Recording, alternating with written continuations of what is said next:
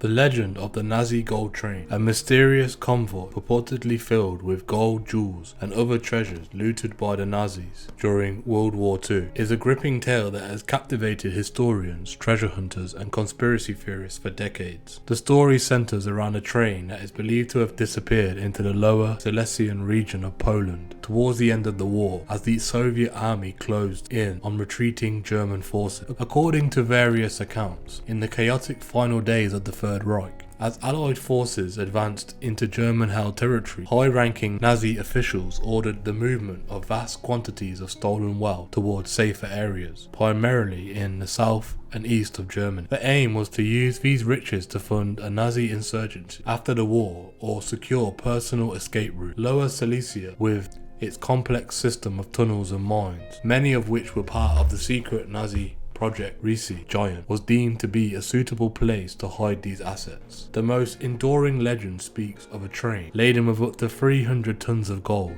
as well as significant amounts of other precious loot, which left Breslau, now Wrocław, Poland, somewhere around May 1945. The train is said to have vanished somewhere between Breslau and Waldenburg, now Woolwich, Poland. Over the years, the lack of any documented evidence or eyewitness accounts has not deterred speculation, and numerous expeditions aimed at uncovering the truth behind this legendary train. The story resurfaced with new fervor in 2015 when two treasure hunters, a Pole and a German, claimed to have located the train buried in a sealed tunnel near Woolwich. They appealed to local authorities for permission to excavate the site, asserting their claim based on radar images that purportedly showed a train-shaped anomaly underground. The media frenzy and influx of treasure hunters to the area prompted a serious, albeit cautious, response from the Polish government, which conducted its own geophysical studies of the reported site. Despite extensive searches and investigations, including those conducted by the Polish army and various independent explorers, no concrete evidence of the train's existence has been found. The geological surveys performed have largely debunked the possibility of a train buried in locations specified, suggesting that the anomaly detected could be naturally occurring metals or other geological features. Critics argue that the Nazi gold train is more myth than reality, a modern treasure tale bolstered by the general chaos of wartime record keeping and the known instances of Nazi plunder. The allure of uncovering a hidden cache of incredible wealth, coupled with the horrific legacy of the Nazi regime, makes the gold train a particularly compelling story. Despite the lack of physical evidence, the legend persists, driven by the possibility that somewhere beneath the mountains and forests of Lower Silesia lies a fortune in gold and artifacts stolen during one of the darkest chapters of human history. Whether the Nazi train ever truly existed may remain one of World War II's enduring mysteries, continuing to intrigue and inspire both skepticism and hope.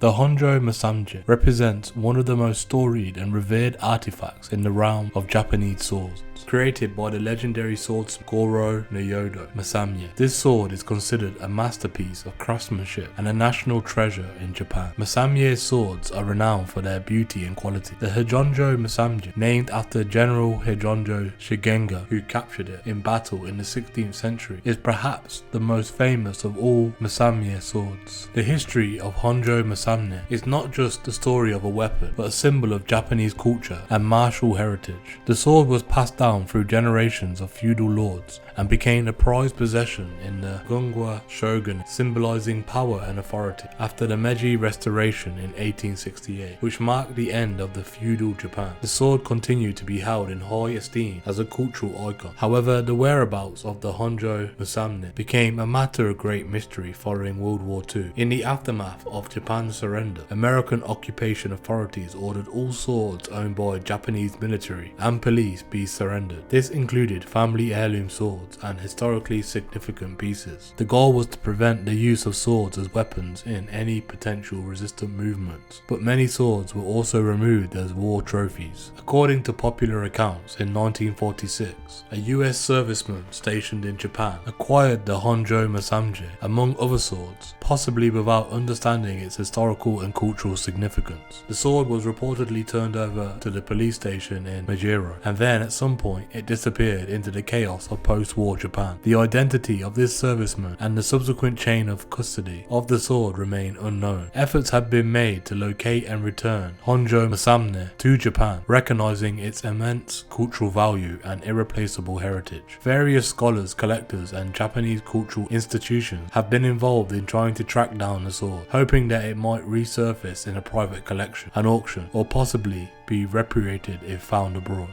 Despite these efforts, Honjo Masamja remains missing. Its loss is deeply felt not only as a missing piece of Japanese cultural history, but also as a lost artifact of unparalleled craftsmanship by one of the most esteemed swordsmiths in history. The mystery surrounding its disappearance and the quest for its recovery continues to captivate historians, collectors, and enthusiasts around the world, symbolizing not only the tangible loss of heritage, but also the enduring legacy and legendary skill of Masamja. The ongoing search for Honjo Masamja highlights the broader narrative of cultural preservation and the complex legacies of war and occupation.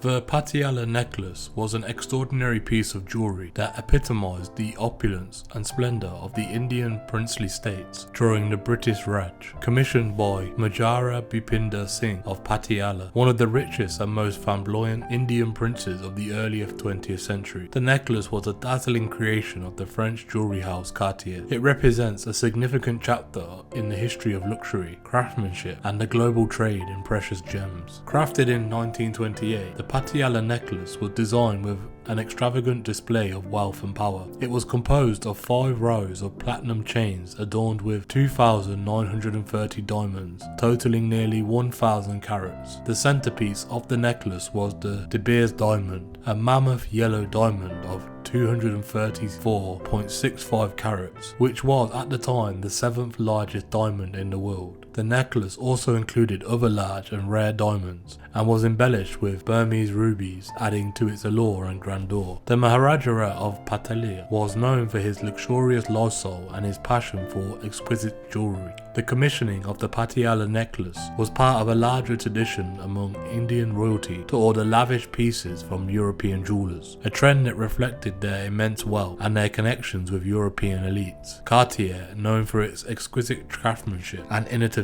design, was a favourite amongst Indian princes. The necklace became a symbol of princely state in Patiala's wealth and was worn on significant occasions. However, the history of the Patalia necklace took a dramatic turn in 1948 when it mysteriously disappeared from the Patalia royal treasury. The disappearance of such an iconic and valuable piece caused a sensation and led to much speculation, but it has remained lost for over 3 decades. In 1982, the necklace resurfaced in a rather unexpected manner. A part of it was found at a second-hand jewellery shop in London. The necklace was missing many of its original stones, including the massive De Beers diamond and almost all of the rubies and other large diamonds. It was a shadow of its former glory, and the circumstances of its partial recovery only deepened the mystery of what had happened to it after its disappearance. Cartier eventually acquired the remains of the Patalia necklace and undertook a painstaking restoration project.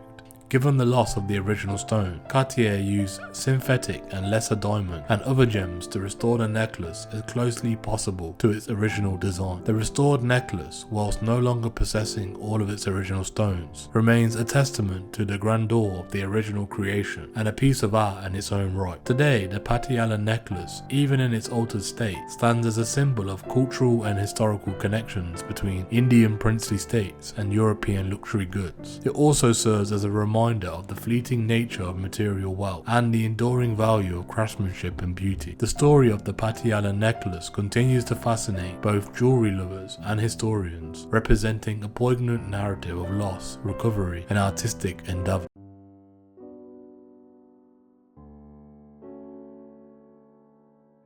Nelson's Colleague was a remarkable and historically significant jewel awarded to British Admiral Horatio Nelson by the Ottoman Empire after his victory at the Battle of the Nile in 1798. This battle was crucial as it thwarted Napoleon Bonaparte's ambitions in the east and significantly boosted British naval prestige. The Colleague was not just a military decoration, but a symbol of gratitude and admiration from the Ottoman Sultan Selim III towards Nelson, reflecting the geopolitical alliances at the time. The Cheleg was crafted from diamonds arranged to resemble a plume of feathers, and a design inspired by traditional Turkish military helmet ornament. It featured 13 rays, each tipped with a diamond, and was initially designed to be worn on Nelson's hat, akin to how Ottoman officers wore their feather plumes. The centerpiece of the Cheleg was a large central diamond that rotated, powered by a small watch mechanism, which added to its uniqueness and splendor. Nelson took great pride in wearing the Cheleg, not just because of its intrinsic beauty and value, but also because it represented recognition for his naval prowess by a foreign power. He wore it on his naval uniform, making it a prominent part of his appearance. The Cheleg became synonymous with Nelson's persona, enhancing his image in British society, where he was celebrated as a national hero. However, the story of Nelson's Cheleg took a tragic turn after Nelson's death at the Battle of Trafalgar in 1805. The Cheleg passed through various hands and was eventually bequeathed to the National Maritime Museum in Greenwich, which was one of Nelson's descendants in 1937.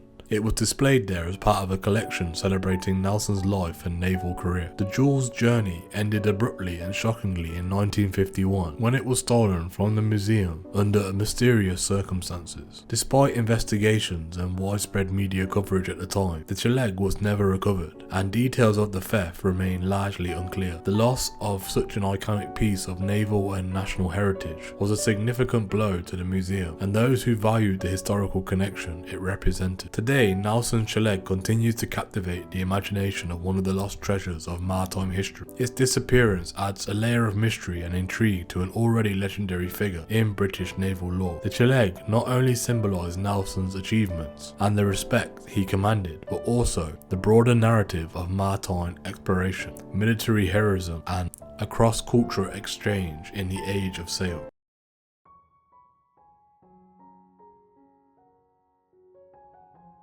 Cross is a famous piece of treasure associated with an incredible discovery and a dramatic theft, encapsulating a real-life pirate story from the modern era. This emerald-studded gold cross was discovered in a shipwreck off the coast of Bermuda and subsequently stolen in a daring heist, leading to its legendary status amongst lost treasure. The story begins in 1955 when Teddy Tucker, a pioneering treasure hunter and diver, discovered the wreck of San Pedro, a Spanish galleon that sank in 1594 near Bermuda. Among the artifacts recovered from the ocean floor, Tucker found an extraordinary beautiful and valuable piece, a gold cross inlaid with a large flawless emerald at the center and several smaller emeralds decorating its arms. The cross was a remarkable find, not only because of its age and the quality of the gemstone, but also due to its excellent preservation state. The cross quickly became known as Tucker's Cross, and it was celebrated as one of the most significant finds in history of underwater archaeology. It was featured in several exhibitions and became a symbol of Bermuda's rich maritime history. The government of Bermuda even showcased Tucker's Cross in promotional materials as a treasure of the island, drawing tourists and history enthusiasts alike.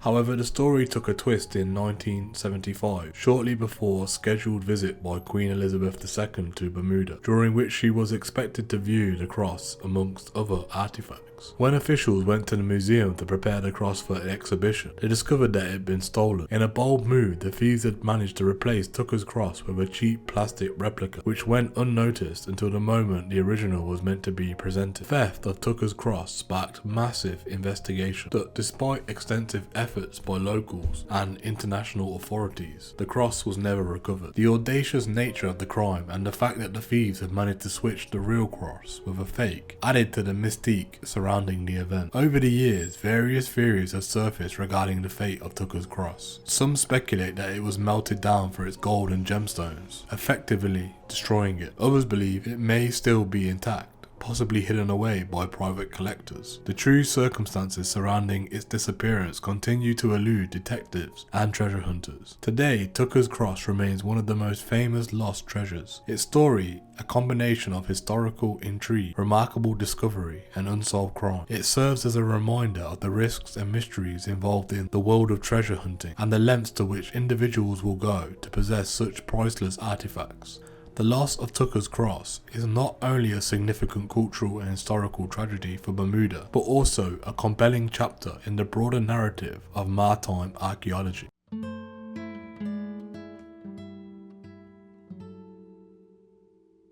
The Lufansza Heist is one of the most infamous robberies in American history, immortalized by the sheer audacity and mystery surrounding the unrecovered loot, and its depiction in popular culture, notably in Martin Scorsese's film Goodfellas. This meticulously planned and executed crime targeted the Lufthansa Airlines cargo building at the John F. Kennedy International Airport in New York City on December the 11th, 1978, and resulted in a staggering theft of approximately $5 million in cash and $875,000 in jewelry. The heist was orchestrated by a group of mobsters from the Lucchese crime family, one of the 5 families that dominated organized crime activities in New York City. The mastermind behind the operation was James Burke, also known as Jimmy the Gent, a notorious figure in the mafia underworld known for his criminal savvy and violent behavior. The plan was set into motion after an insider, Louis Werner, who worked at the cargo facility, tipped off the gang about a large sum of money transporting from West Germany to Lufthansa Cargo Terminal, which were proceeds from an exchange of American currency for military and tourist purposes abroad. On the night of the heist, a group of several masked gunmen, carefully directed by Burke and his associates, infiltrated the cargo area. They took advantage of the lack security and the inside information provided by Werner. The robbers knew exactly when the money would arrive and had details about the building's layout and security procedures. They managed to subdue the employees present and access the vault containing the cash and jewels with relative ease. Despite the enormous amount of money stolen, the actual execution of the heist involved literal physical violence,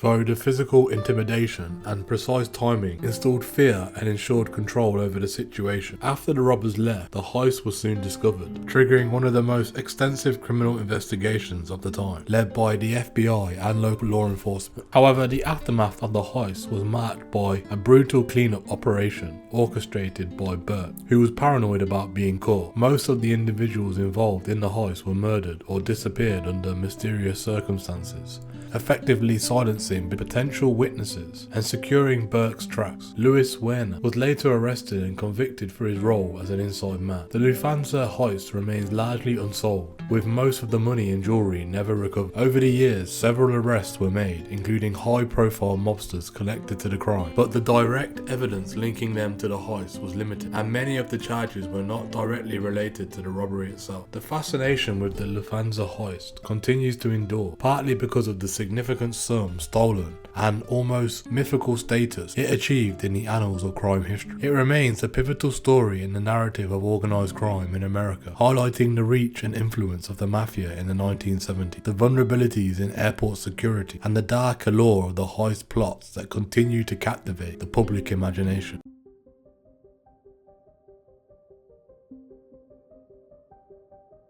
Brinks Mat robbery, which took place on November the 26th, 1983 at the Heathrow International Trading Estate, remains one of the most infamous heists in the British history. It involves the theft of an estimated £26 million, worth around $79 million today, in gold bullion, diamonds and cash from the Brinks Mat warehouse. The scale of the robbery and its dramatic aftermath, involving murder, double-crossing and extensive money laundering, has made it a subject of enduring fascination and a dark chapter in the annals of crime. The robbery was planned and executed by a gang of 6 men, some of whom were seasoned criminals with connections to the London underworld. The gang received insider information from Anthony Black, a security guard at the Brinks Mat warehouse. On the morning of the heist, the robbers, armed and masked, entered the facility using Black's access. They dosed the staff with petrol, threatening to set them on fire unless they cooperated, which ensured compliance. Initially, the robbers expected to find much less in the vault, but stumbled upon 3 tons of gold bullion, along with cash and diamonds. The sheer amount of gold far exceeded their expectations, and posed an immediate problem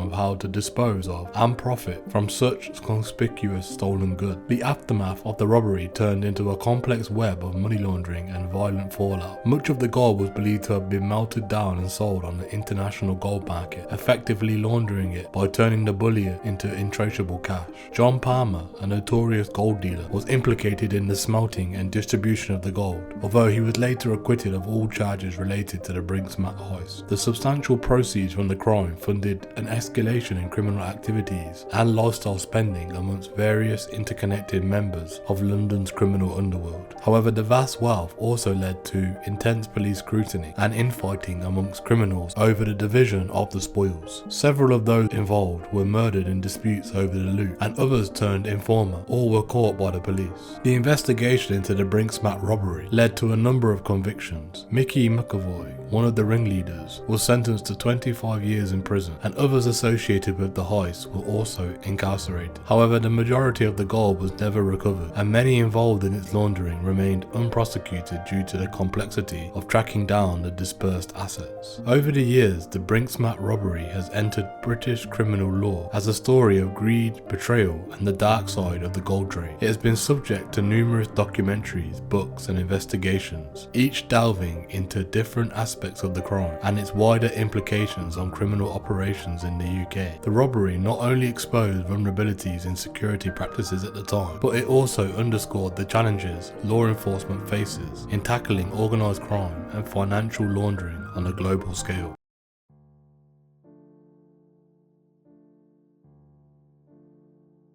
The Isabella Stewart Gardner Museum heist, which occurred on March 18, 1990, stands as one of the most infamous and largest art thefts in history. The theft took place at the Isabella Stewart Gardner Museum in Boston, Massachusetts. Two thieves disguised as police officers entered the museum under the guise of responding to a call. They subdued the security guards and executed the largest art theft in US history, making off with 13 works valued at approximately $500 million. The stolen pieces include works of renowned artists such as Vermeer, Rembrandt, Degas, and Manet. The heist began in the early hours when the thieves, dressed in police uniforms, convinced the museum's security guards that they were investigating a disturbance. Once inside, they quickly overpowered the guards, handcuffed them, and secured them in the basement. With no alarm system connecting the artworks to the police or any external security firm, the thieves had ample time to select their targets carefully and remove them from their frame. Among the stolen art were Vermeer's The Concert, one of only 34 known works by the artist and considered one of the most valuable stolen paintings in the world. Rembrandt's The Storm on the Sea of Galilee, his only known skiscape, and other priceless pieces. The thieves' selection appeared opportunistic,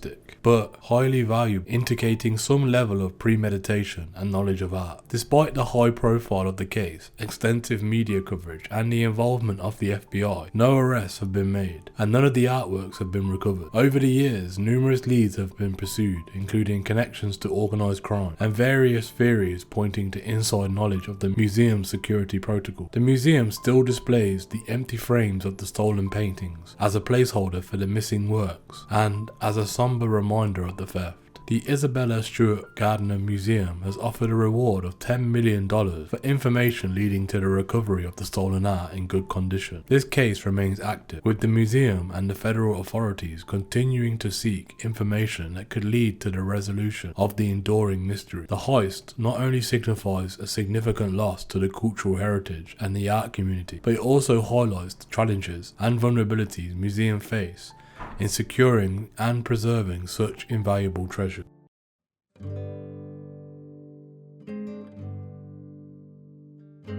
The Antwerp diamond heist, dubbed the heist of the century, is one of the most notorious thefts in the history of crime. It took place over the weekend of February the 15th and 16th in 2003 at the Antwerp Diamond Centre in Belgium, where a meticulously executed operation led to the breach of a supposedly impenetrable vault. The thieves made off with an estimated 100 million in loose diamonds, gold, and other jewellery, making it one of the largest diamond heists ever. The Diamond Centre in Antwerp, a city at the heart of the world diamond trade, housed vaults in which numerous diamond brokers stored their goods in safety deposit boxes. The security at the Diamond Centre was formidable, a 10-layered security system that included infrared heat detectors, seismic sensor, Doppler radar, and a magnetic field. The vault itself was protected by a lock with more than 100 million possible combinations, as well as a series of keys and magnetic cards required for access. The mastermind behind the heist was Leonardo Notar Bartolo, a seasoned thief with deep connections in the Italian underworld. Notabalo rented an office in the Diamond Center 2 years prior to the heist, granting him legitimate 24-hour access to the building. Over time, he and his team, known as the School of Turin for their precision and expertise in theft, meticulously planned the heist. They reportedly used video surveillance, practiced picking locks, and even obtained a replica of the vault door to perfect their method. The operation was executed with high precision. The gang managed to bypass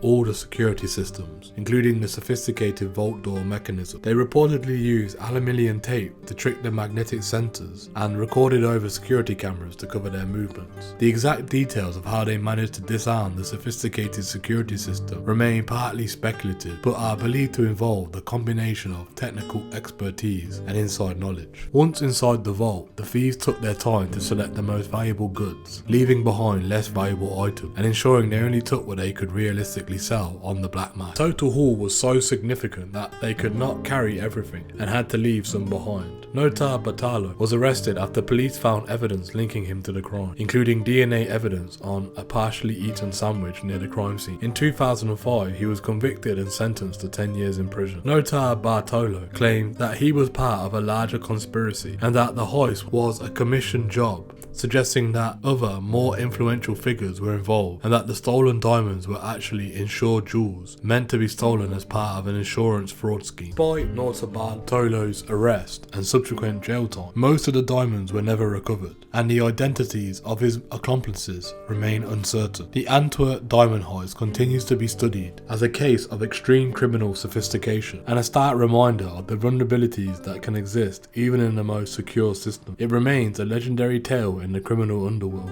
showcasing the lengths to which diamond thieves will go to secure their fortune.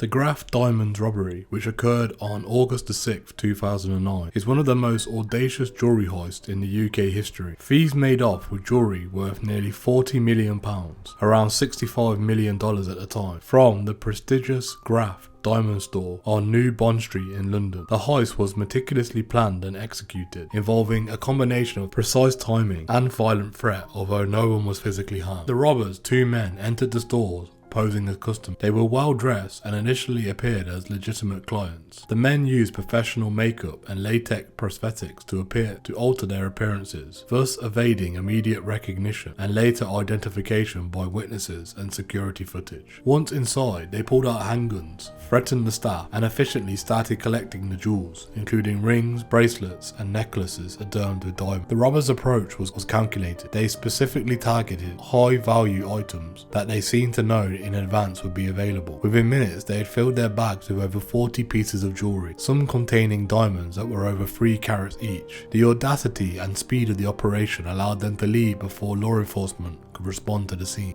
After exiting the store, the thieves executed a well-planned escape across the city, which involved multiple vehicle changes to confuse pursuing police. They used a series of getaway cars and even a motorcycle to evade capture. The precision of their escape indicated a high degree of planning and professional execution. The investigation into the robbery was extensive, involving London's Metropolitan Police and international law enforcement agencies. Despite the initial challenges in identifying the robbers due to their disguises and the swift escape, police were eventually able to track down the culprits thanks to forensic evidence left at the various scenes, including a vehicle and a mobile phone. In 2010, several men were arrested and later convicted in connection with the robbery. Amino Salani Aman Kasei, who was identified as the leader of the gang, was found guilty of kidnapping and conspiracy to rob, amongst other charges. The trials revealed the depth of the planning that went into the heist, including rehearsal and the acquisition of the disguises and escape vehicles. Despite the recovery of some of the pieces and the arrest of the perpetrators, a significant portion of the stolen jewels has never been recovered. The Graff Diamonds robbery remains infamous not only due to the value of the stolen item, but also because of the boldness and sophistication of the heist. It highlighted the vulnerabilities in even the most secure luxury establishments and demonstrated the lengths to which organised criminals will go to obtain high value goods.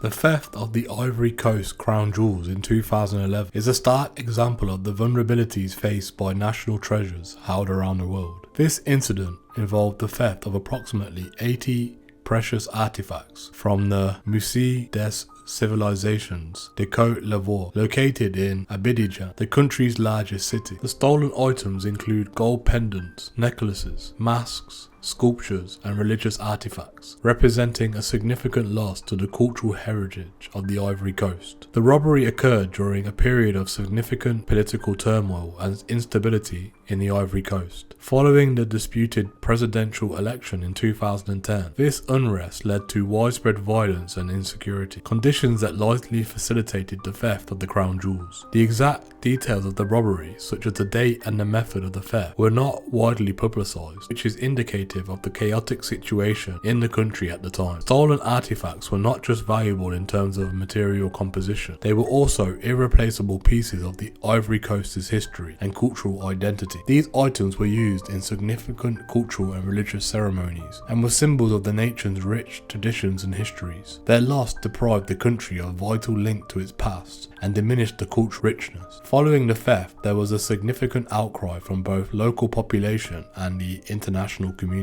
Cultural experts and historians emphasized the importance of these artifacts and urged for their recovery and protection of remaining cultural property. However, recovering stolen cultural items is notoriously challenging, especially in cases where the items might have been smuggled abroad or sold on the black market. As of now, the whereabouts of the Ivory Coast crown jewels remains unknown. There have been no reports of recovery. The theft serves as a reminder of the need for robust security measures at cultural institutions, especially in regions experiencing political and social unrest. It also highlights the global issue of art and cultural property theft, which often goes unreported but can have devastating consequences for national heritage. Efforts to protect and recover cultural artifacts like the Ivory Coast crown jewels require international cooperation and persistent dedication. The loss of such treasures is a loss for the entire world, not just for the nation from which they were stolen, as they represent an irreplaceable part of the human story.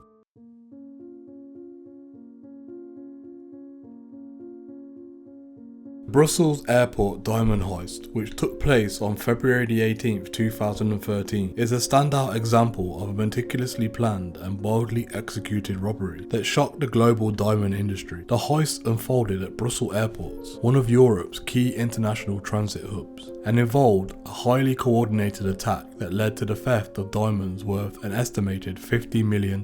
This operation showcased not only the audacity of the robbers, but also exposed significant security vulnerabilities at major transportation centers. On the evening of the heist, 8 men dressed in police uniforms and armed with automatic weapons drove 2 black vehicles with blue police-style flashing lights into a highly secure area of the airport. Their target was a Swift-bound Helvetic Airways Fokker 100 aircraft that was being loaded with diamonds from Antwerp World Diamond Center. These diamonds were being transported in the cargo hold and were destined for Zurich. The robbers' vehicles breached the airport perimeter through the hole that they had cut in the security fence. They drove straight to the aircraft, timing their arrival to coincide with the loading of the diamond ship, displaying a chilling level of professionalism and precision. The thieves held the pilots, the crew, and the transport security personnel at gunpoint, forcing them to the ground. They quickly opened the cargo hold, removed approximately 120 parcels, and loaded them into their vehicle. The entire operation took remarkably little time, just under 5 minutes, highlighting the robbers' meticulous planning and execution. After securing the diamonds, the thieves made a swift escape through the same hole in the perimeter fence, leaving behind no casualties and minimal clues. Their vehicles were later found burnt in a nearby village, an apparent attempt to destroy any evidence that could link them to the crime. The audacity and precision of the heist led to immediate comparisons with scenes from Hollywood heist movies. The robbers' ability to execute such a plan without firing a single shot and in such short amount of time underscored the vulnerabilities in airport security systems, particularly those involving valuable cargo. In the aftermath of the heist, Belgian police conducted an extensive investigation that led to multiple arrests across several countries. In May 2013, over 30 individuals were detained in Belgium, France and Switzerland. Despite these arrests, only a small portion of stolen diamond covered. The majority of the loot remained remains unaccounted for, and several suspects were later released due to insufficient evidence. The Brussels airport diamond heist remains one of the most significant robberies in recent history due to the value of the goods stolen and the flawlessness of the execution. It serves as a stark reminder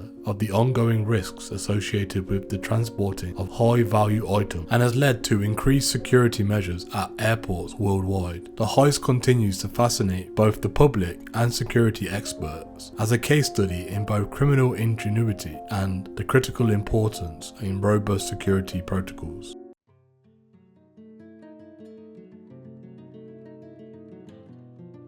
The Hatton Garden safe deposit burglary, which took place over Easter weekend in April 2015, is one of the most audacious thefts in British history. This heist, executed by a group of elderly men who were experienced thieves, targeted the Hatton Garden Safe Deposit Company in London's Diamond District. This burglary was remarkable not only for the age of the criminals involved, but also for the old school methods they employed to bypass modern security systems. The heist began on the evening of April 2nd, 2015, when the thieves, equipped with a range of heavy-duty tools, gained entry to the building through a side door. Once inside, they disabled the elevator and descended down the elevator shaft to the basement, where the safe deposit was located. The vault itself was protected by a thick metal door. The gang used high-powered drills to bore holes into the concrete wall surrounding the vault door. Over the course of the weekend, the thieves drilled 3 holes into the wall, each about 25 centimeters in depth, which allowed them to insert a special tool to disengage the vault's locking mechanism. This painstaking process required both precision and patience, qualities that the gang, despite their advanced ages, possessed in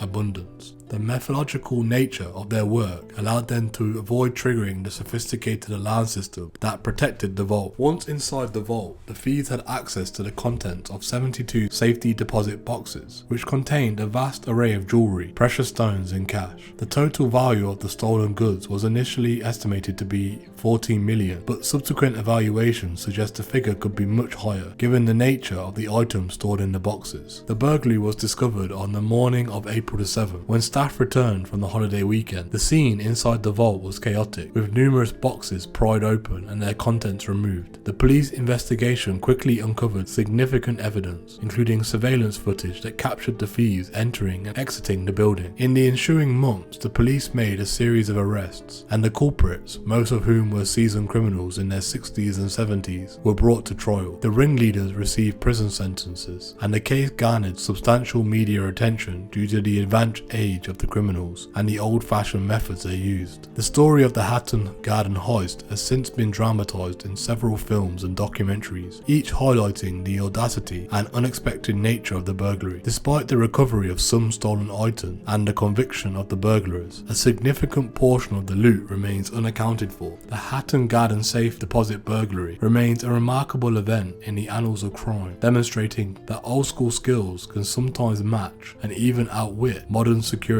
technologies.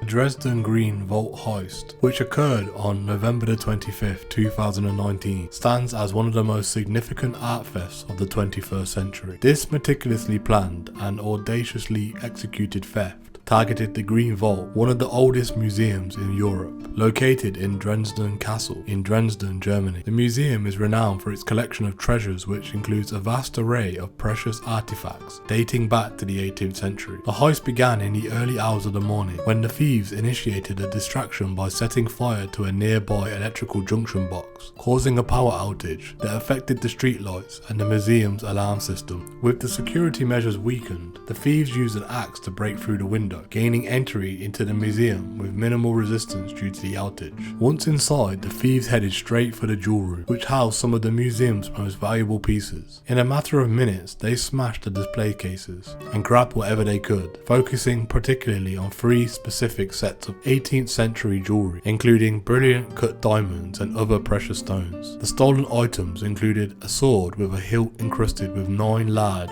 and 770 smaller diamonds. The shoulder piece, which contained a famous 49-carat Dresden white diamond amongst others. The total value of these stolen items was not precisely known, but was estimated to be over €1 billion, making this one of the most substantial losses in the history of art theft. The thieves managed to escape before the police arrived, despite the rapid response to the triggered alarm. In the aftermath of the heist, German police launched a massive investigation to track down the perpetrators and recover the stolen treasure. The case involved reviewing hundreds of hours of CCTV footage, as well as appeals to the public for witnesses. Over the subsequent months, several arrests were made, linked to a well-known Berlin criminal family with ties to other high-end stake thieves and organised crime. Despite these arrests, the recovery of the stolen jewels had been challenging. Some of the pieces were so unique and recognisable that selling them on the open market would be nearly impossible without altering them, which would significantly reduce their historical value and financial worth. The ongoing efforts to recover the stolen artifacts involve both national and international law enforcement cooperation. The Dresden Green Vault heist not only underscores the audacity and planning involving in such high-profile crime, but it also highlights the vulnerabilities of even the most secure institution. It serves as a sobering reminder of the continuous risks faced by cultural heritage sites and the importance of advanced security measures and rapid response protocols to such irreplaceable treasures.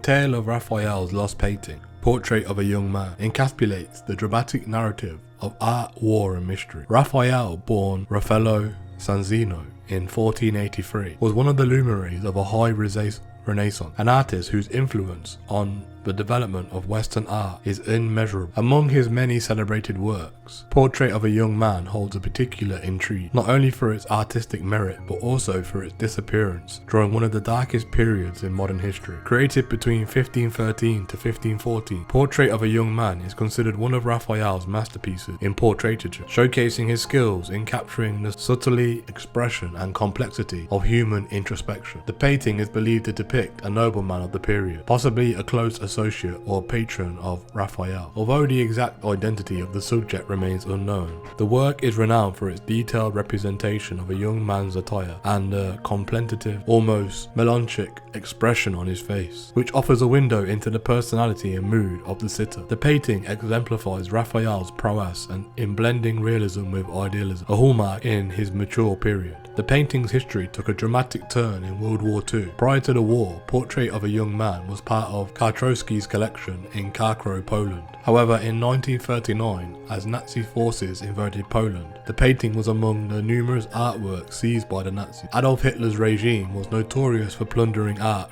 across Europe, intending either to destroy works deemed degenerate or collect them for Hitler's proposed Führer Museum in Linz, Austria. Portrait of a Young Man was last seen in January 1945. As the war neared its end and the Third Reich's defeat became imminent, Nazi officials were ordered to secure and transport looted artworks to safer locations. During this chaotic period, many artworks were moved from their hiding places. It is during such one transfer that Portrait of a Young Man is believed to have disappeared. The details of its transit are murky, compounded by widespread chaos and the destruction of the final months of war. Since the end of World War II, the whereabouts of Portrait of a Young Man have remained a mystery. Despite extensive investigations and numerous false leads, no concrete evidence of its location has surfaced. The painting is often listed amongst the most important missing artworks of the 20th century. Its loss is not just a cultural tragedy for Poland, but also a significant void in a global artistic heritage. Over the decades, various efforts have been made to locate and recover Portrait of a Young Man. This includes appeals to the public, engagement with international law enforcement agencies, and the use of modern technology to trace and authenticate artworks. The search is further complicated by the possibility that the painting, if it still exists, could be hidden in a private collection, unknown and unrecognizable due to the possible damage or deliberate alteration. The disappearance of Raphael's Portrait of a Young Man continues to captivate historians, art lovers and treasure hunters alike. The story is a poignant reminder of the devastating impact of war on cultural heritage and the enduring importance of protecting and preserving art for the future generations. The hope remains that one day this masterpiece will be found and return to its rightful place in the annals of history.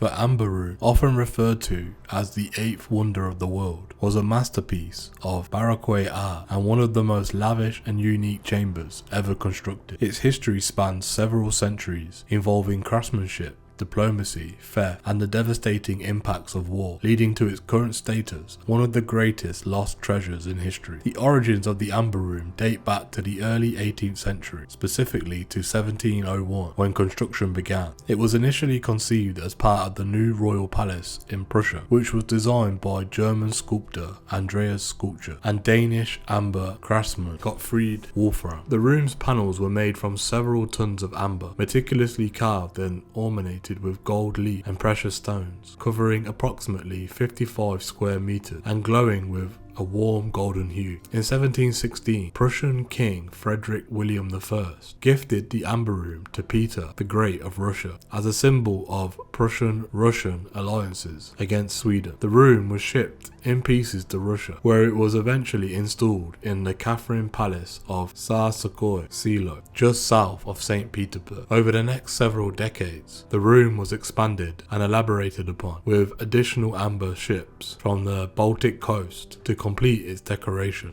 By the time of its completion, the Amber Room contained over 6 tons of amber, fashioned into panels depicting figures, flowers, and motifs that dazzle visitors with their intricate details and the play of light on their surfaces. It was used as a private meditation chamber for the Tsars, and later as a gathering room for the Imperial Russian court. However, the fate of the Amber Room took a dark turn during World War II. In 1941, during the German invasion of the Soviet Union, the room was looted by Nazi forces. The Amber Room was disassembled and transported to Königsberg, now Kaliningrad, Russia, where it was reinstalled in the Königsberg Castle Museum. The room was last seen intact in 1945. In the chaos at the end of the war, with the bombing of Königsberg and the subsequent capture of the city by the Red Army, the Amber Room disappeared. Despite extensive investigations and numerous theories about its fate, the whereabouts of the Amber Room remains a mystery. Some believe it was destroyed during the bombing raids that decimated Königsberg in 1944 and 1945. Others speculate that it was further hidden away by the Nazis in the final days of the war, perhaps sunk in a nearby lake or buried in a bunker that has yet to be discovered. Over the years, various reports and supposed sightings have fueled ongoing searches and explorations, but none have led to the recovery of the room. In 1979, the Soviets began a reconstruction of the Amber Room at the Catherine Palace. After decades of meticulous work,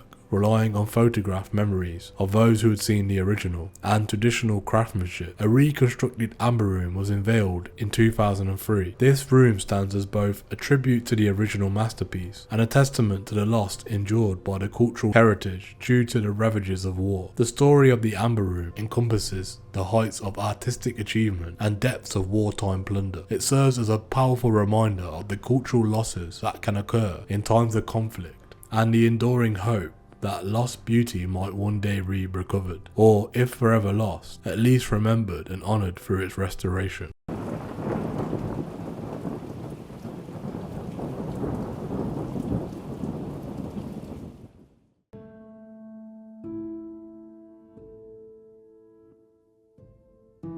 The Au Maru Treasure is one of the most compelling and tragic maritime stories from World War II, involving a Japanese ship named the Au Maru, human lives, and a reputed treasure trove of gold, platinum, and diamonds. This saga not only highlights the perils of wartime navigation, but also the intricate tales of lost treasure that emerges from the conflict. The Au Maru, originally a passenger cargo ship, was requisitioned by the Imperial Japanese Navy during World War II to serve as a hospital ship. Under international law, hospital ships marked by large red cross symbols were protected from attack and supposed to be immune under the rules of wartime, provided they carried no armament or troops. But the Au Maru adhered to these guidelines, making her numerous voyages to transport medicine, relief supplies, and wounded soldiers. In early 1945, as the war approached its end and resources became scarce, the Au Maru was granted safe passage by Allies to carry a Red Cross relief shipment from Singapore to Japan. According to accounts, along with medical supplies and relief goods, the ship was allegedly loaded with valuable cargo, including tons of gold,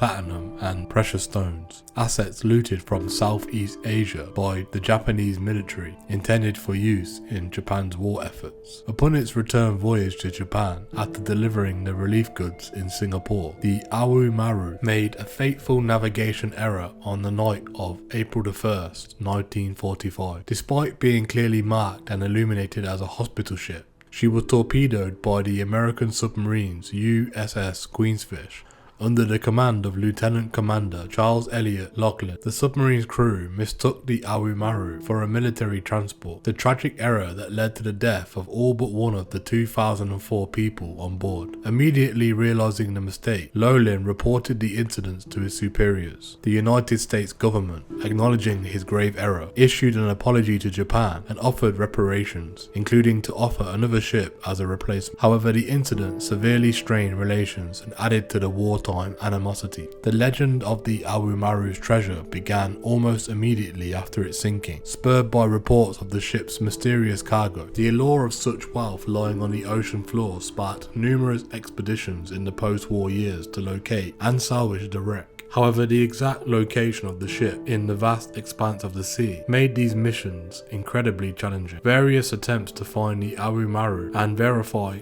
the existence of its reputed treasure have been made over the decades, but none have successfully recovered significant valuables. The ocean's depth, strong currents, and the ambiguity surrounding the ship's cargo manifest have contributed to the elusiveness of the treasure. Today, the story of the Au Maru remains enveloped in mystery and tragedy. Whether the ship actually carried the treasure is rumoured or not, the legend persists, fueled by the human fascination with lost wealth and the secrets that lie beneath the sea. The Au Maru treasure continues to be a poignant reminder of the cost of war, both in human lives and the lingering legends that outlive the events themselves.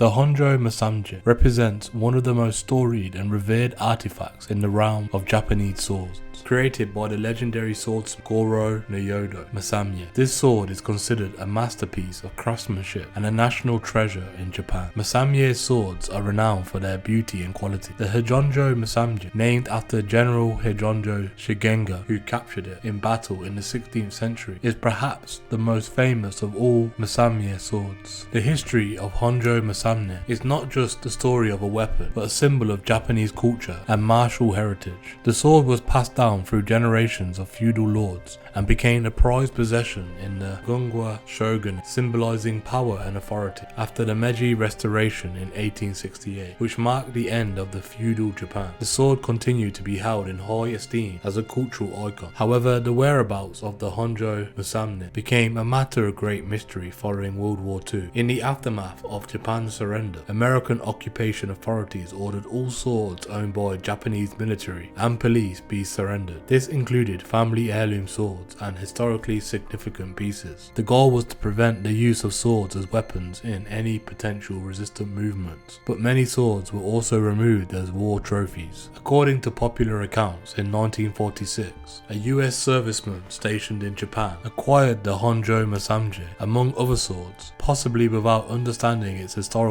and cultural significance. The sword was reportedly turned over to the police station in Majiro, and then at some point it disappeared into the chaos of post-war Japan. The identity of this serviceman and the subsequent chain of custody of the sword remain unknown. Efforts have been made to locate and return Honjo Masamja to Japan, recognizing its immense cultural value and irreplaceable heritage. Various scholars, collectors, and Japanese cultural institutions have been involved in trying to track down the sword, hoping that it might resurface in a private collection, an auction, or possibly be repatriated if found abroad. Despite these efforts, Honjo Masamja remains missing. Its loss is deeply felt not only as a missing piece of Japanese cultural history, but also as a lost artifact of unparalleled craftsmanship by one of the most esteemed swordsmiths in history. The mystery surrounding its disappearance and the quest for its recovery continues to captivate historians collectors and enthusiasts around the world, symbolizing not only the tangible loss of heritage, but also the enduring legacy and legendary skill of Masamja. The ongoing search for Honjo Masamja highlights the broader narrative of cultural preservation and the complex legacies of war and occupation.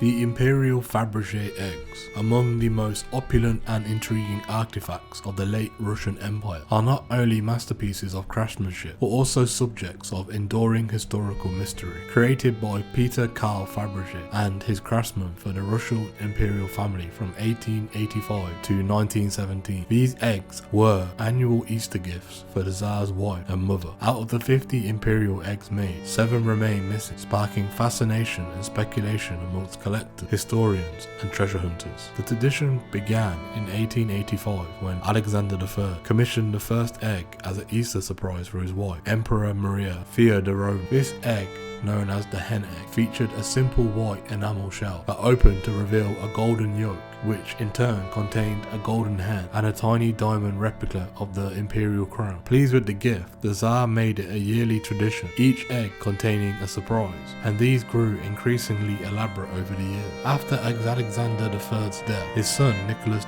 II continued the tradition, presenting eggs to both his wives, Alexandria Feodorovna and his mother. The themes of the eggs often had personal significance or reflected the interests and lives of the imperial family, making each unique artifact with its own story. On the onset of the Bolshevik Revolution in 1917 brought an abrupt end to this opulent tradition. The Romanov family was executed in 1918, and amidst the chaos and economic hardship that followed, the Bolsheviks sold many of the eggs to raise funds for the new regime. While many of the eggs were brought by private collectors and are now held in museums of private collections, the whereabouts of 7 of the imperial eggs remain unknown. The missing eggs include the 1886 hen with sapphire pendant egg. This egg followed the design cue of the first 1885 hen egg, contained a sapphire pendant surprise. Its last known location and details remain obscure. The 1888 cherub with chariot egg, adorned with the cherub and pearl encrusted chariot. Its last sighting was before the revolution. The 1889 necessary egg. This egg, created from gold and adorned with precious stones, contained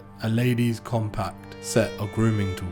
It was last recorded in 1952 when it was sold in London. The 1902 Empire Nephrite egg. Its provenance is debated, and while there are claims it has been found, the identification remains unconfirmed. The 1903 Royal Danish egg, made to honour the Danish heritage of the Romanovs. Specifics about its fate post 1917 are not available. The 1909 Alexander III commemorative egg. This egg is a tribute to Nicholas II's father. It is one of the most enigmatic, with virtually no records post-revolution. The Moave egg of 1897. This egg's distinct feature was its Moave enamel, and it's last known to have appeared in an exhibition in London in 1922. The intrigue surrounding these missing eggs has not only stimulated extensive searches and high-profile auctions, but also inspired numerous forgeries. Each time an egg thought to be lost surfaces, it creates a media stir and often frenzied examination to verify its authenticity. The ongoing mystery of the lost Imperial Faberge eggs represents a tangible connection of the opulence and tragedy of the last days of the Russian Empire. For many, these eggs are more than just luxurious artifacts. They are poignant reminders of the Romanovs' doomed reign, with symbols of the dramatic changes that swept through Russia in the early 20th century. As of today, the missing eggs continue to be the holy grail in the art and antique world,